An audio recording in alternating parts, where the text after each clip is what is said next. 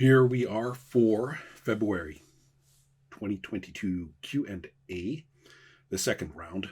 I'm actually kind of thrilled that 6 whole people produced questions.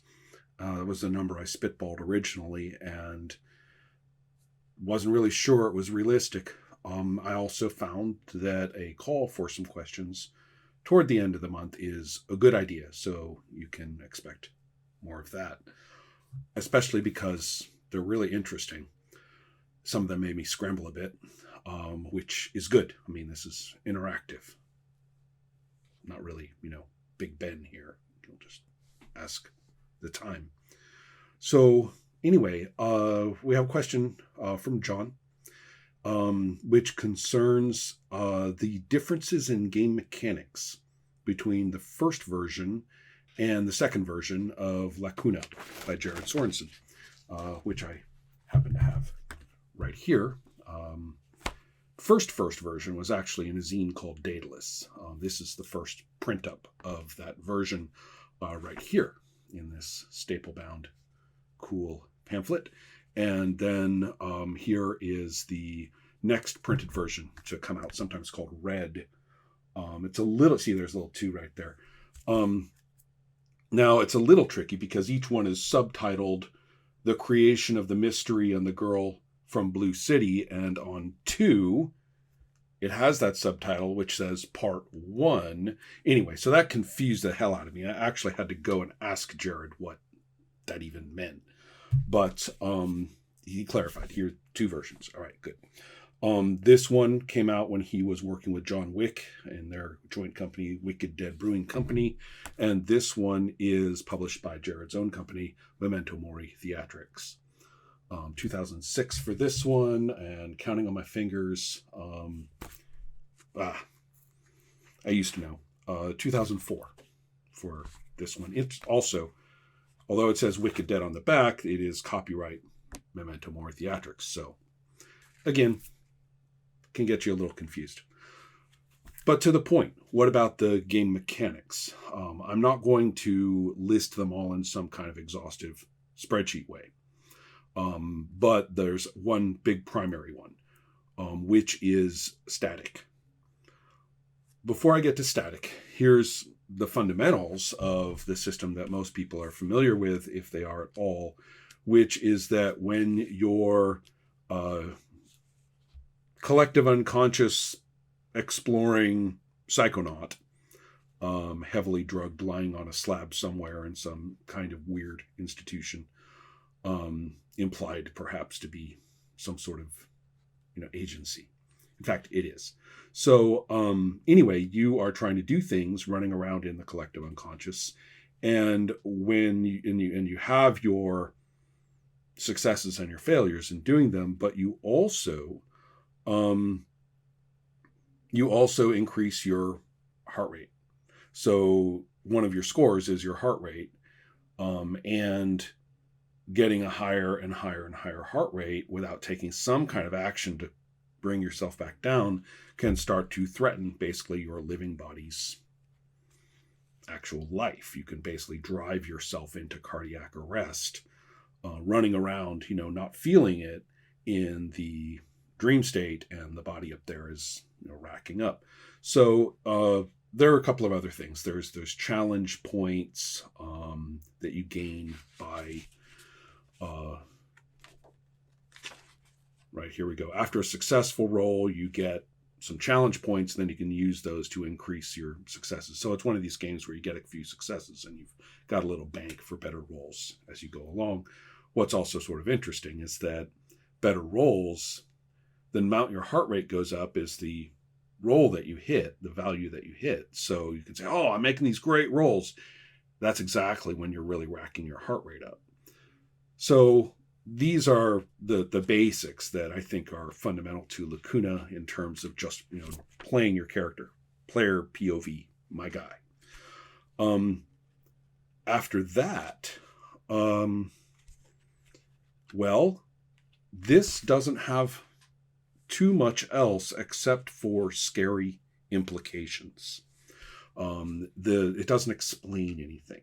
You end up with your agent, your mystery agent. From their point of view, they are an agent in this psychonaut space or community or area called Blue City. And they are hunting. They're on hunts. Fairly familiar. They're working together. They're all sort of lying there on the slabs, and they're a team in there trying to go and deal with these hunts, these basically psychopath dreamwalker thingies.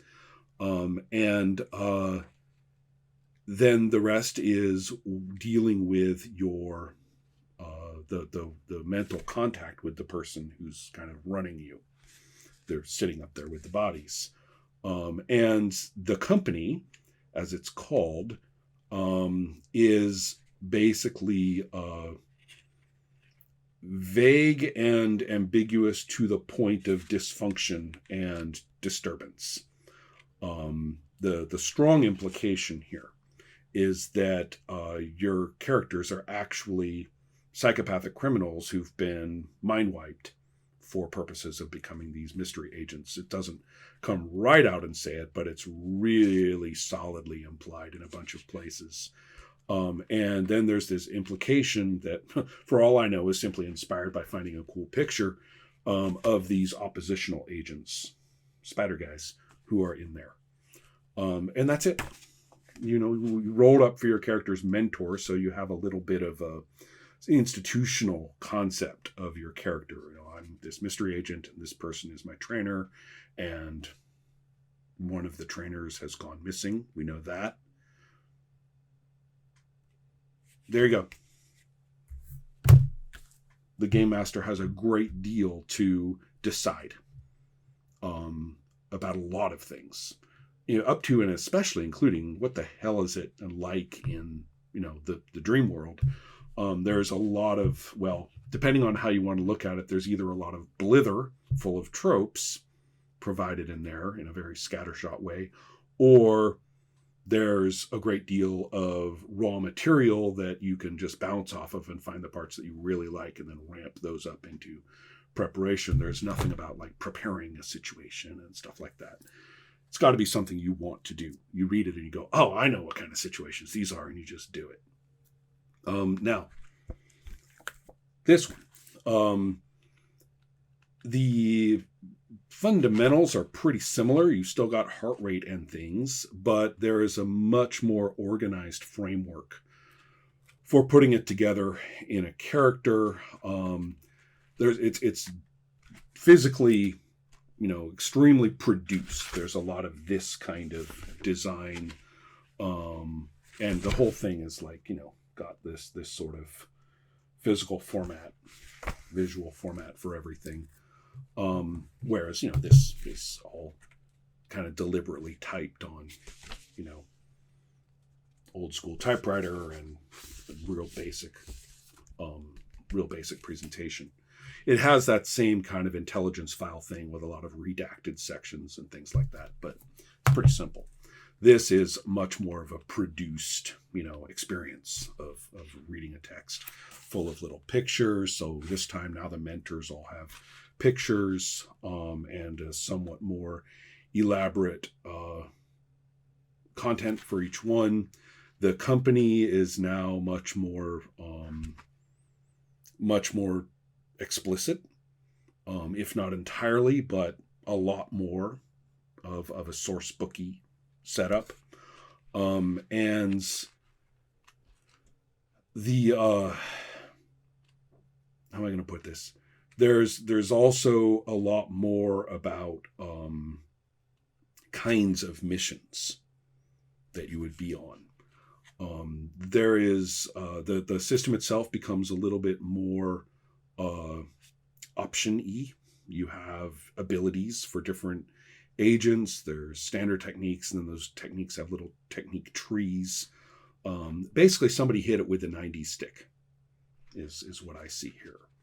But as for the actual mechanic that is tremendously different. Now, I'm not saying those other mechanics are the same. I think their math is a little different in terms of actual risk to the agent and the pacing of it and stuff like that.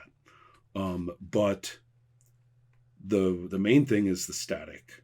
So I'm flipping through here because I want to examine the wording of it before I, walk myself into a corner. Um, and it has a lot to do with what I was talking about, this potential dysfunction of the agency. Static represents the level of distrust and unreliability that separates control from agents in the field. And a low static mission, things run smoothly, egos don't come into contact. High static missions are fraught with misinformation, incompetence, outright betrayal. So this is a metric that the game master is using for how to play the control persona or character who's talking to the agents and trying to direct their activity or handle their questions. What is happening here is that teams begin each mission with 0 static. Static increases by 1 point when rolls are failed. Actually, specifically a first roll when trying to deal with anything. When an agent uses a technique, if you have seniority in a technique, you can reduce static instead of increasing it. Or an agent is insubordinate to the lead agent or doesn't perform an order. Now, and also if the agents come into conflict with each other, if you run into any of the Spider-Men, then static goes up. Now, conceptually, I like a lot of this. I mean, basically, we're just talking about the dysfunctionality snowballing as part of the events of play, which conceptually works really well for me.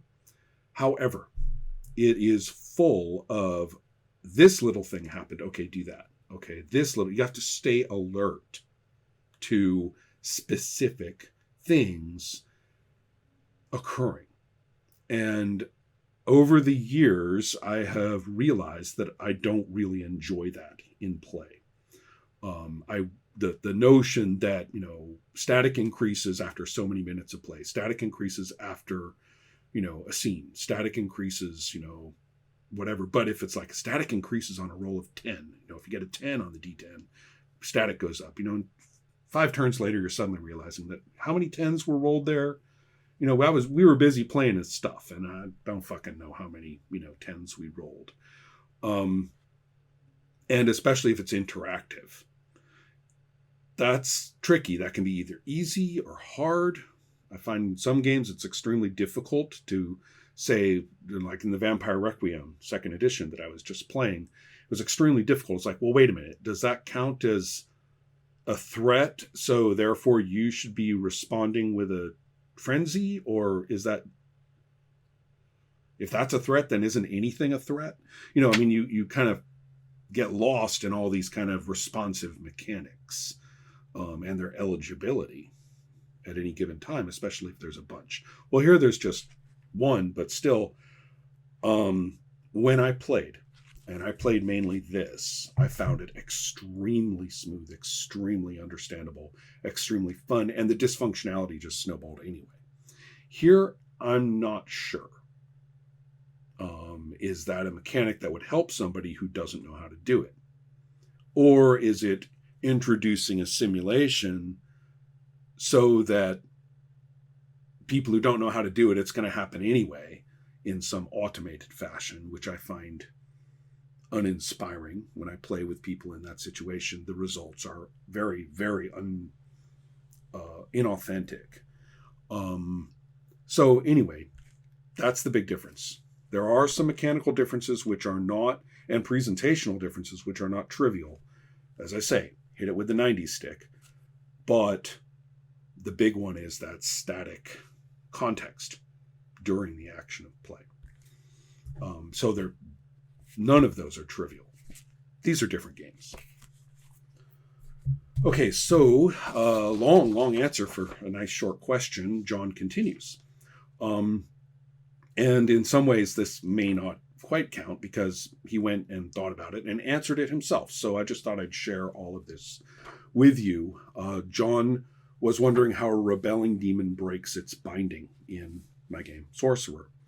What threw him initially is the phrasing that the demon must repeat the binding roll with the strength of a binding as a penalty. And that's even if the binding was in its favor. The strength of the binding is working against breaking the binding. But that didn't throw him. He got that. What threw him was repeat the binding roll. And then he goes to the binding roll and it says binding always works. So he's like, wait, does the rebellion always work? I mean, what? And John answered this successfully himself when he went back and thought about it and said, oh, wait, it says repeat the roll, and it's just talking about the numerical mechanics. It didn't say rebind. So it's a different action. It just refers to that initial roll as the dice to, the variables to repeat. And that's correct. So anyway, it seems kind of like a no question, but that's not quite true. The useful way to conceive of this that I think his question exposes is that demon play is character play. And I like to talk about how I play the demons as tunes, which sometimes confuses people. They think I mean comedy. But what I'm driving at is that they are not people, but they are still playable entities. And that means they decide to do things. And it's not automated. So they're looking at, there are statements of the conditions under which you would start expecting, or that would make sense to consider that your demon might rebel. But there's a lot of things going on, that particular demon at that particular time. And so I think it's less about worrying about the role, which, as John discovered, is reasonably coherent. I mean, I suppose you could legally write it out in some fashion that no one would ever have wandered into that particular question. But so what?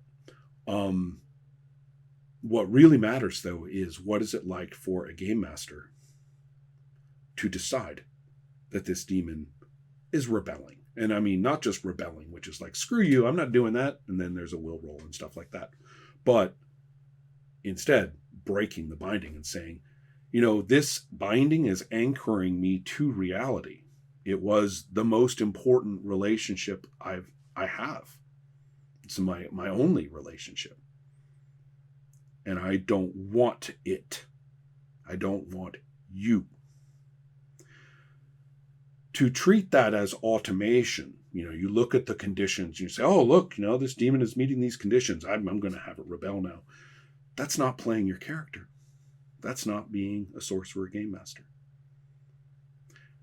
Nor is saying, would it be like, its character would be in a lot of danger if the demon rebels right now. Well, I'm not going to do that then. I mean, I'm not out here to kill characters. This sort of flinching away from actually, really putting any issues into the player's lap.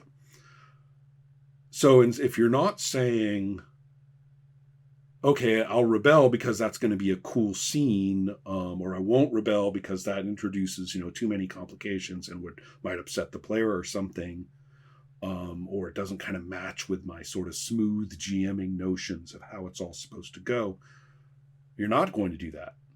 Nor are you going to treat it as automation and say, sorry, player, the rules say that it's time for the demon to rebel now. You're not doing either one. You're playing this entity. That requires a lot more reorientation than merely the legalism of, what dice are actually rolled. Which, again, I'm all about which dice are rolled. That's great. But this contextual situational thing is a big deal. Okay, there we go. We've got John's questions.